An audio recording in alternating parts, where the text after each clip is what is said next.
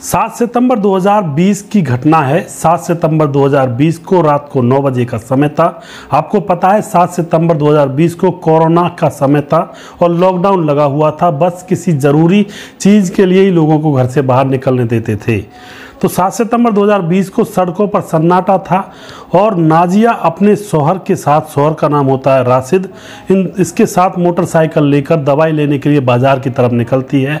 Medical store पर जाकर के कुछ दवाइयाँ खरीदती है और दवाई लेने के बाद जैसे ही वे वापस घर की तरफ चलने लगते हैं बाइक पर बैठ करके, तभी नाजिया के फ़ोन पर उसके पिता मुजम्मिल का फ़ोन आता है। अब जैसे मुजम्मिल का फ़ोन आता है तो नाजिया कांप जाती है और वह सोचती है कि पिता का इतने दिनों में फ़ोन कैसे आ गया।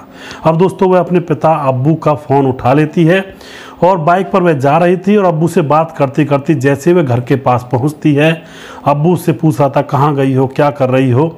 जैसे वह अपने घर के सामने बाइक को खड़ी करते हैं, दोनों रोकते हैं, तभी तुरंत आगे से सामने से उन दोनों के ऊपर गोलियों से फायरिंग होती है और दोनों को गोलियों से भून दिया जाता है। और उसके बाद दोस्तों दोनों ज़मीन पर गिर जाते हैं, तड़पने लगते हैं और जो मोहल्ले के लोग होते हैं वह इकट्ठे होते हैं, दोनों को पहचानते हैं कि यह तो भाई यहीं पर रहते हैं, आखिर किसने इनको मार डाला।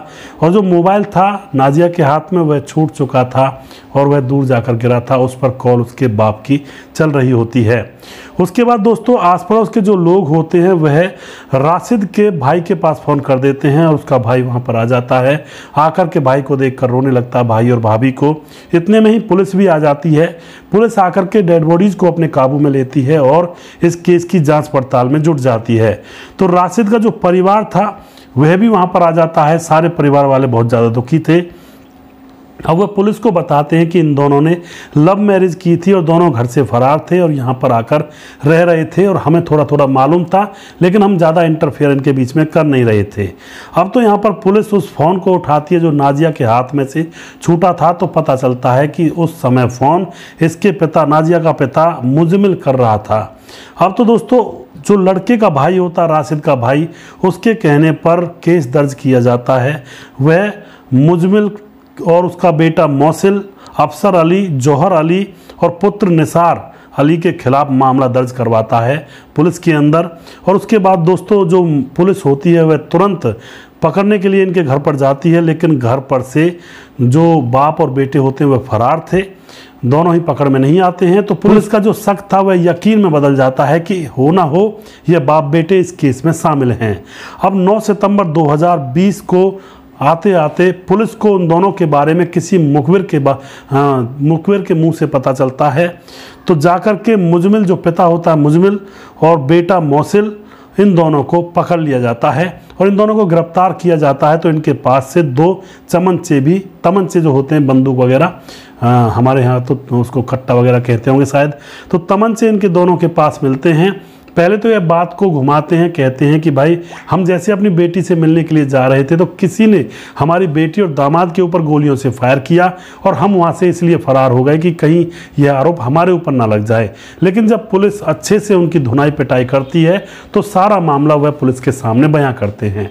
मामला क्या था दोस्तों, कमरुद्दीन जो कि उत्तराखंड के काशीपुर में रहा करता है, उसके परिवार में, उसका बड़ा परिवार है, उसके 2-3 बेटे हैं जो कि 2 सऊदी अरब गए हुए हैं और जो बाकी के बेटे हैं, बच्चे हैं, बेटियां हैं, 2 बेटियों की शादी कर दी है, वो यहीं पर इंडिया में रहकर काम कर रहे हैं। इनका एक बेटा है राशिद जो कि अभी मरा था अपनी पत्नी के साथ, वो है। और दोस्तों इनके पड़ोस में एक मुजम्मिल का परिवार रहा करता है, मुजम्मिल, और इस परिवार से इन दोनों का गहरा रिश्ता है, यानी कि दोनों परिवारों का अच्छा खासा गहरा रिश्ता है। दोनों एक दूसरे के सुख दुख में काम आया करते हैं, दोनों एक दूसरे के घर पर खाना वगैरह भी एक दूसरे के घर पर खा लिया करते हैं, यानी कि गहरा प्यार है इन दोनों परिवारों के बीच में। अब जो दूसरा परिवार मुजम्मिल होता है उसके घर में 2 बेटियाँ हैं जिनकी वह शादी कर चुके हैं और उनके घर में एक बेटा है मोहसिन और एक सबसे छोटी बेटी है नाजिया जो कि अभी कुंवारी है, उसकी शादी नहीं हुई है। नाजिया देखने में बिल्कुल परियों की रानी लगती है। नाजिया देखने में बहुत ही ज़्यादा सुंदर है मानो जैसे उसकी आंखों से मोती टपक रहे हों, और बहुत ही ज़्यादा सुंदर खूबसूरत बदन, लचीली कमर, और उसका जो फिगर है वो बहुत ही अच्छा है। अब यहाँ पर क्या होता है दोस्तों, दोनों परिवारों की नज़दीकियाँ होती हैं। तो जो राशिद होता है कमरुद्दीन का बेटा, वह अपने पड़ोस के घर में मुजमिल के घर में उनके बेटे मोहसिन से उसकी दोस्ती है, और दोनों दोस्त हैं, एक दूसरे के घर पर आ जाया करते, दोनों खाना वगैरह भी खा लिया करते। तो जो राशिद होता है अपने दोस्त मोहसिन के घर पर जैसे जाता है, उसकी बहन से भी बातचीत करता रहता है। अब उसकी बहन जिसका नाम होता है नाजिया, उसके ऊपर उसका दिल आ जाता है और उससे प्यार कर बैठता है। इधर नाजिया भी प्यार बैठती है। दोस्तों, मैं हर कहानी में कहता हूं कि बाहर वाले व्यक्ति को घर के अंदर तक प्रवेश ना दें। जहां पर आपकी बहन बेटियां रहती हों, वहां तक बाहर के यार दोस्त को अंदर तक ना ले जाएं।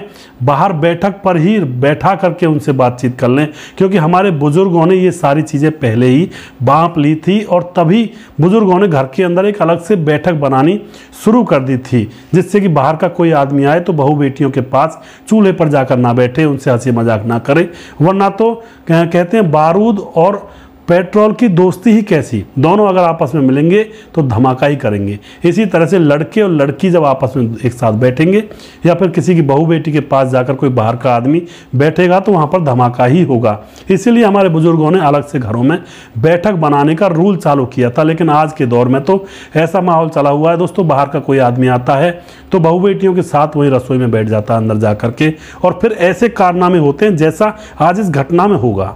तो अब यहाँ पर दोस्तों ऐसा ही माहौल इनके घर में था। जो राशिद था अपने दोस्त मोहसिन से मिलने के लिए इनके घर पर जाता, तो उसकी बहन की तरफ भी गंदी संदी नज़र वह डालता रहता है।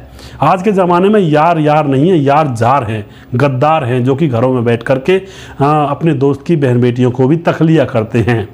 तो दोस्तों यहाँ पर अब इन दोनों का प्यार हो जाता है, और प्यार भी इतना परवान चढ़ जाता है कि आस पड़ोस के लोगों को इनके प्यार की भनक लग जाती है, और इन दोनों के प्यार के चर्चे आस पड़ोस में फैल जाते हैं। अब जो पिता होता है लड़की का मुजमिल, उसको भी जब पता चलता है तो वह अपनी बेटी को समझाता है कि तू ये कर क्या रही है, हमारा अड़ोस पड़ोस का रहना सहना है, यहाँ पर ये बातें ठीक नहीं रहेंगी। लेकिन दोस्तों बेटी नहीं मानती है। तो उसके बाद मुजमिल जो होता है लड़के के पिता कमरुद्दीन के पास जाकर के वहाँ पर शिकायत करता है। तो जो कमरुद्दीन होता है उसको जब पता चलता है तो अपने बेटे राशिद को खूब धमकाता है, और उससे कहता है कि तुझे शर्म नहीं आई, जिस घर में बैठ रहा उसी घर की बहन बेटियों को तक रहा है। लेकिन दोस्तों राशिद कहाँ मानने वाला था, उसे तो इश्क का बुखार चढ़ा था, दिल जिगर जान वो सब कुछ वह उस लड़की को दे चुका था, बेवकूफ़। उसके बाद जो पिता होता है कमरुद्दीन, वह अपने बेटे राशिद को उसके दोनों भाइयों के पास दुबई भेज देता है कि तू ऐसा कर, यहाँ से दुबई जा, वहाँ पर कमा खा और वहीं पर ज़िंदगी बसर कर। लेकिन दोस्तों दुबई तो राशिद चला जाता है, लेकिन उसके तन बदन में भापें उठ रही थी, यानी कि उससे रहा नहीं जा रहा था। वह अपनी प्रेमिका जिसका नाम होता है नाजिया, उसके पास अब फ़ोन पर बातचीत करता, और फ़ोन पर बातचीत करते करते वहाँ पर काम में भी मन नहीं लगता है। तो अब वह नाजिया से कहता है कि मैं तो आ रहा हूँ, और आकर के हम एक ऐसा फैसला लेंगे जो होगा तो घर वालों के खिलाफ, लेकिन हम दोनों की ज़िंदगी बच जाएगी। अब उसके बाद दोस्तों वह दुबई को छोड़ करके वापस आ जाता है। उसका पिता उससे खूब डराता है, धमकाता भी है, तू क्यों आ गया यहाँ पर, लेकिन वह वापस आ जाता है और अपने दोस्त मोहसिन से कहता है कि यार मुझसे गलती हो गई, जो मैं आपकी बहन के साथ इस तरह का व्यवहार करने लगा, मुझे माफ़ कर देना। अब जो मोहसिन होता है नाजिया का भाई, वह सोचता है कि शायद दुबई जाने के बाद इसको अकल आ गई है, तो चलो कोई बात नहीं, गलती इसने मान ली है। उसके बाद फिर से जो राशिद होता है वह फिर से अपनी प्रेमिका नाजिया के घर पर उससे मिलने के लिए आने लगता है। और 3-4 दिन के बाद दोस्तों 3-4 दिन के बाद वो एक कहावत है ना कि बल्लू तेरी जेल से फरार, तो ये दोनों बल्लू घर से फरार हो जाते हैं, यानी कि दोनों प्रेमी और प्रेमिका दोनों घर से भाग जाते हैं, दोनों घर से फरार हो जाते हैं, और दोनों जाकर के किसी काजी मुल्ले के पास जाकर वहां पर दोनों निकाह कर लेते हैं, और यह बहुत दूर चले जाते हैं। अब कुछ दिन गुजर जाते हैं दोस्तों, घर परिवारों में दोनों की बेइज्जती होती है, और इन दोनों घरों के बीच में लड़ाई भी हो जाती है, और दोनों घरों का बोलचाल भी इनकी बंद हो जाती है, क्योंकि जब ऐसे कांड होते हैं तो क्या बोलचाल करें। अब कुछ दिन गुजर जाते हैं, इधर जो लड़की का पिता होता है मुजमिल और उसका भाई होता है लड़की का मोहसिन, ये दोनों अंदर से जले बैठे थे, है उन दोनों को ख़त्म करना चाहते हैं, ख़त्म करने की प्लानिंग बना लेते हैं। उसके बाद दोस्तों जो ये दोनों पति पत्नी बन चुके थे, दूर रह रहे थे किराए पर, अब जो मुजलिम होता है मुजमिल जो लड़की का पिता होता है वह अपनी बेटी का फ़ोन नंबर ढूंढता है, लेकिन उन्होंने अपने फ़ोन नंबर भी सिम तोड़कर फेंक दी थी और दूसरे नंबर निकाल लिए थे। जैसे तैसे मुजमिल को अपनी बेटी का नंबर मिल जाता है और उसके बाद अपनी बेटी से कहता है कि बेटी तू घर आ जा, हम तुझसे कुछ नहीं कहेंगे, जो तुम लोगों ने किया कोई दिक्कत नहीं है, हमें उससे कोई परेशानी नहीं है, तुम घर आ जाओ। लेकिन दोस्तों बेटी से कहता है, इधर दामाद से भी कहता है, राशिद से। अब जो राशिद होता है अपनी पत्नी जिसका नाम होता है नाजिया, उससे कहता है कि तुम्हारे पिता हमें वापस बुलाना चाहते हैं। लेकिन नाजिया अपने पिता को अच्छी तरह से जानती थी। वह कहती है कि पिता के घर मत जाओ, वो बहुत खतरनाक हैं, वो बहुत मक्कार टाइप के आदमी हैं, अब मीठा मीठा बोल रहे हैं और न जाने क्या कर देंगे जब हम जाएंगे, क्योंकि बेटी से ज़्यादा पिता को कौन जानेगा। लेकिन दोस्तों अब जो राशिद होता है वह कहता है कि ऐसा करते हैं, हम काशीपुर चलते हैं, घर नहीं जाएंगे और वहीं पर कोई किराए का मकान लेकर आपस में वहीं पर घर बसा कर रहेंगे। यह प्लानिंग करने के बाद दोनों काशीपुर आ जाते हैं, अपने गांव जहां पर वे रहने वाले थे, और एक किराए का मकान लेकर के एक कॉलोनी के अंदर रहने लगते हैं। इधर जो बेटा और पिता होता है उनको पता लग चुका था कि ये दोनों काशीपुर आ चुके हैं, तो दोनों की रेकी करने लगते हैं, दोनों को एक साथ मारना चाहते हैं। एक दिन की बात है, किसी मस्जिद वगैरह में जो ये लड़की होती है नाजिया यह मिलती है, लेकिन अकेली थी, तो पिता ने इसको ख़त्म करने का प्लान कैंसिल कर दिया था। बेटे से कहा कि ये दोनों जिस दिन साथ रहेंगे उस दिन दोनों को रास्ते से हटा देंगे। अब तो दोस्तों एक दिन की बात है, रात का समय था, दोनों 7 सितंबर 2020 को दवाई लेने के लिए जब मेडिकल पर जाते हैं तो पिता फ़ोन करता है और पिता को पता लग जाता है कि भाई ये अब दोनों इकट्ठे हैं, अकेले हैं, तो तुरंत अपने जो कट्टा वक्का होते हैं, जो मतलब हथियार वगैरह होते हैं, पिस्तौल वगैरह, उनको लेकर के पहुंच जाते हैं वहीं पर इनके घर के अगवारे। और जैसे ये घर पर आते हैं, इतने मोटरसाइकिल से उतरते भी नहीं है तो इतने ही इनके ऊपर गोलियों से फायरिंग कर दी जाती है, क्योंकि पिता फ़ोन पर लगातार इनकी लोकेशन ले रहा था। बेटी अपने पिता से बातचीत इस तरह से कर रही थी कि मेरा बाप है, मेरा पिता है, लेकिन उसको क्या पता था कि यह फ़ोन उनका काल का गाल बनने वाला है और इन दोनों की यहाँ पर हत्या कर दी जाती है।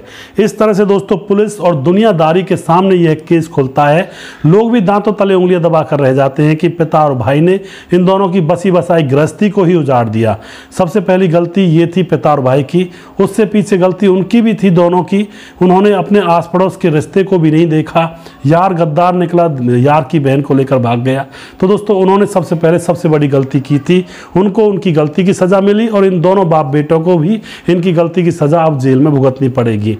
तो इन हवस के चक्करों में, लव अफेयर में, प्रेम प्रसंगों में यही होता है लास्ट में। इसके अलावा इसका रिजल्ट कोई होता ही नहीं है। आप लोग देखते होंगे बहुत सारे लव अफेयर करते हैं, लव मैरिज कर लेते हैं, भाई हम एक दूसरे के बगैर रह नहीं सकते, तुम्हारे लिए चांद तारे तोड़ कर ला दूंगा। जो लड़का होता लड़की से कहता है तुम्हारे लिए दरिया बिछा दूंगा, तुम्हारे लिए ये कर दूंगा, वो कर दूंगा। इस तरह के वादे होते हैं, तभी तो लड़कियां उनके चक्कर में फंसती हैं। और लड़कियों को भी ऐसी बढ़ाइयाँ चाहिए, लड़कियों की जो तारीफ करता है वो उनके चक्कर में फंस जाती हैं।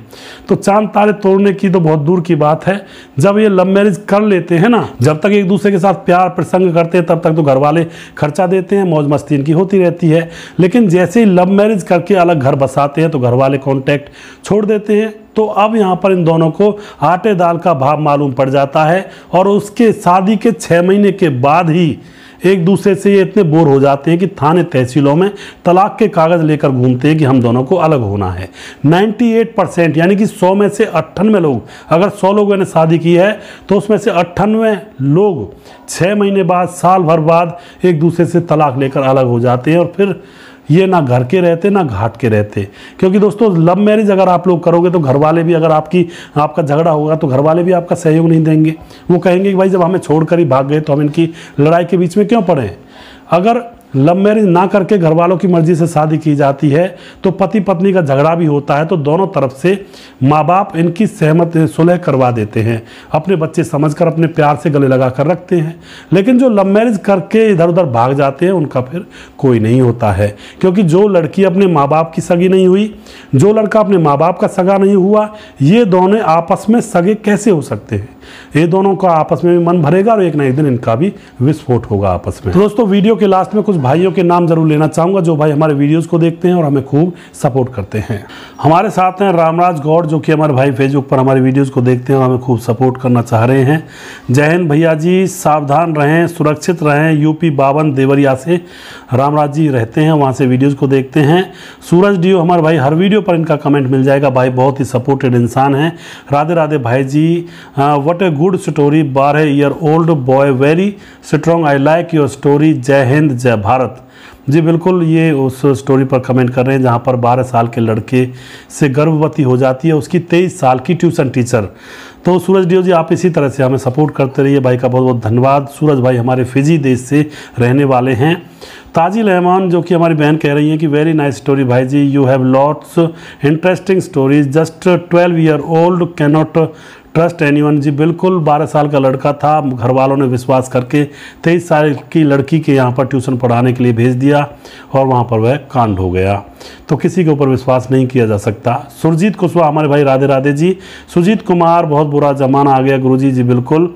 सलाउद्दीन खान हमारे भाई, सही बात है, मैं मेल फीमेल का ध्यान रखो भाई। जी बिल्कुल, लड़का है तो उसको लड़की के यहाँ ट्यूशन के लिए मत भेजो, लड़की है तो लड़के के यहाँ मत भेजो। दादा अंकित सिंह तोमर हमारे भाई कह रहे हैं कि आप बहुत अच्छा समझाते हैं सर, आप जैसा कोई नहीं है इस समय सर। जी बहुत बहुत धन्यवाद, आप इतना सम्मान दे रहे हैं दादा अंकित सिंह जी, बहुत बहुत धन्यवाद करता हूँ आपका। और जो आप अगर समझ सको मेरी बातों को तो यह मेरे लिए कहते हैं बहुत बड़ा आशीर्वाद है आप लोगों का। मैं यही कोशिश रखता हूं कि आप लोग समझें और इन चीज़ों से कुछ सबक लें और अपने घर में, पड़ोस में, आस पड़ोस में ये घटनाएं ना घटें। तो उसी में मेरा उद्देश्य सफल है। अगर एक इंसान भी सुधर जाता है या समझ जाता है मेरी बात को और गलती होने से पहले ही उसको भांप जाता है या गलती नहीं होने देता है। नरेश पाल सिंह, सर जी आपके वीडियो बहुत अच्छी लगती हैं, मैं पंजाब डिस्ट्रिक्ट गुरदासपुर से हूँ। जी बहुत बहुत धन्यवाद करता हूँ नरेश जी। उसके बाद मोनू जैन हमारे भाई लगातार कमेंट करते हैं। अमित पटेल हमारे भाई लगातार कमेंट करते हैं। राम राम जी, जय श्री राम, ज़माना कितना ख़राब हो गया। जी बिल्कुल। मुकेश कुमार जी यूपी 83 से हमारे भाई हर वीडियो पर कमेंट करते हैं। परवीन राज हमारे भाई बिहार से हैं जो कि लगातार कमेंट करते हैं। बदरुल इस्लाम हमारे भाई कमेंट करते हैं। सरफराज खान हैं, मैम ने गलत किया। जी बिल्कुल। और सूर्य प्रकाश मिश्रा जी हमारे भाई लगातार हमारे साथ बने रहते हैं और इनका आशीर्वाद हमें मिलता रहता है कमेंट के रूप में। भाई लगातार बने रहें, यही गुजारिश करता हूं। सर जी कलयुग के इस कलिकाल में अब किसी के बारे में कुछ भी कहना मुश्किल है। मानसी ने यहाँ एक शिक्षक की मर्यादा को तार तार कर डाला। ऐसा घिनौना कृत्य उसके द्वारा जो हुआ है, अपनी तो हंसी उड़ाई ही, बच्चे की भी जिंदगी बर्बाद कर डाली। मानसी को सजा होनी चाहिए। रुदौली जिला अयोध्या से हैं, पत्नी का नाम शिखा मिश्रा है।